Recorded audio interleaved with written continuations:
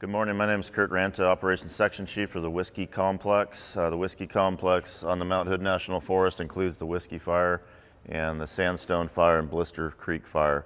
We'll start in the Whisky Fire today with regards to what happened yesterday and what the plan is for today. Yesterday, a little more fire activity on the Whisky Fire. I got up in the air in a helicopter and flew around the Whisky Fire. We had a look. Took a couple spins around it. Most of the activity is in the same place it's been the entire time. Up here in the top was the most activity on the upper part of the Herman Creek drainage, or the east fork of the Herman Creek drainage.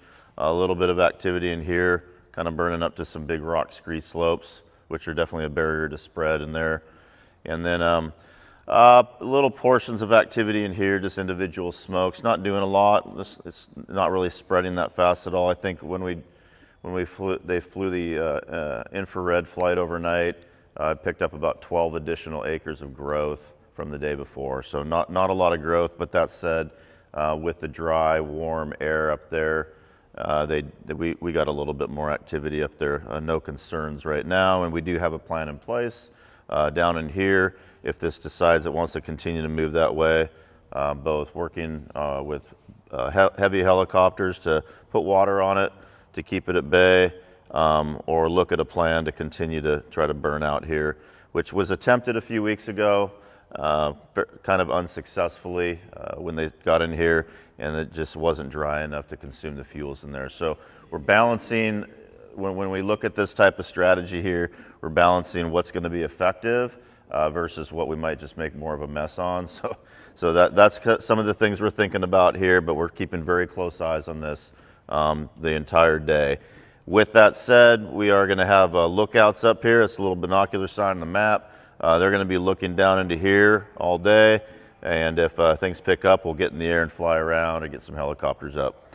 They're also going to be able to look down in here in case this acts up a little bit more. The one piece of activity in here really is not really much of a threat. It's just moving up into some broken ground up into here. That's the most activity. No issues around here when we flew. And no issues in here. Starting with what the folks are doing at Division Gulf, they're just monitoring and patrolling this line like they've been doing for the last few weeks. They did complete pulling hose in this, and they did sling it out yesterday, and they slung it down to H10, and then they had big stake-side trucks, and they hauled that backhaul back to camp.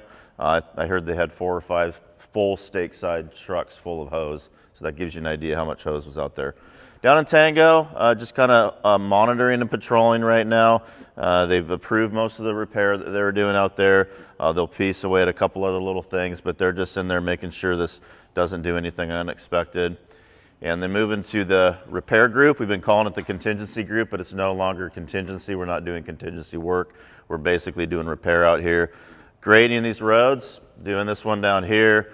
And then they're getting an excavator in today, and they'll start doing some of that work we've been talking about the last few days, working on cleaning out drainage ditches and so forth. And then looking at a plan, to, like I said yesterday, to get out there and work on some excavator work on some of those dozer lines that are out there. Moving around to Sandstone. Even less activity going on in Sandstone. No visible smokes on either Blister Creek or Sandstone yesterday. So that's good news. We do know there's still a few hot spots in there, but they're not showing. So we're just keeping an eye on there. The only work really going on in Division Delta is they're done with their grader work. We did get an excavator in today, so they're gonna drive from camp here out to Division Delta and start working on some of that excavator repair in the drainage ditches and so forth. So they'll be in there. The Gannett Glacier crew, which is an Alaskan crew that's been here for a couple tours, they're still here. They've been kind of the go-to crew to go out and deal with some of these little smokes as needed. They'll be up in this area here, keeping a really close eye on Blister Creek and over here. And they'll also be out doing some repair work on some trails, rehabilitating some of those trails that were impacted by the fire. Moving over to Yankee.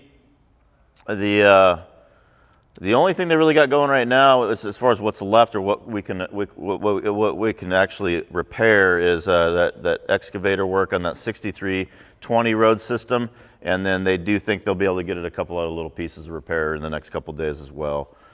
We do have an initial attack group identified. We have I think as I mentioned yesterday, a division supervisor that is in charge of an initial attack group, and depending on where the initial attack is that we're requested to help with, if that happens, he'll grab some identified resources from the fires and he'll take them out and assist the local units with the initial attack. I'll end up with a little bit of weather like usual. Today is another warm and dry day. This will be the last warm and dry day, and we'll start cooling down through the weekend. We'll move back to like a westerly flow, which will probably push some of the smoke out. And then next week we're moving into even kind of a cooler pattern and potentially some moisture by early mid next week, which is good news. And then I comment that there's a lot of smoke in the air now, particularly in Oregon. There's been a lot of fire growth on fires, both in eastern Oregon and in western Oregon even, with the easterly flow and some particular weather patterns that are conducive to fire growth. So Willamette National Forest, the Ochoco National Forest, they've been burning with some pretty large fires, and what you're seeing with the smoke is not coming from our fires, it's actually coming from the other fires down south and to the west. So that's it for today. Thanks.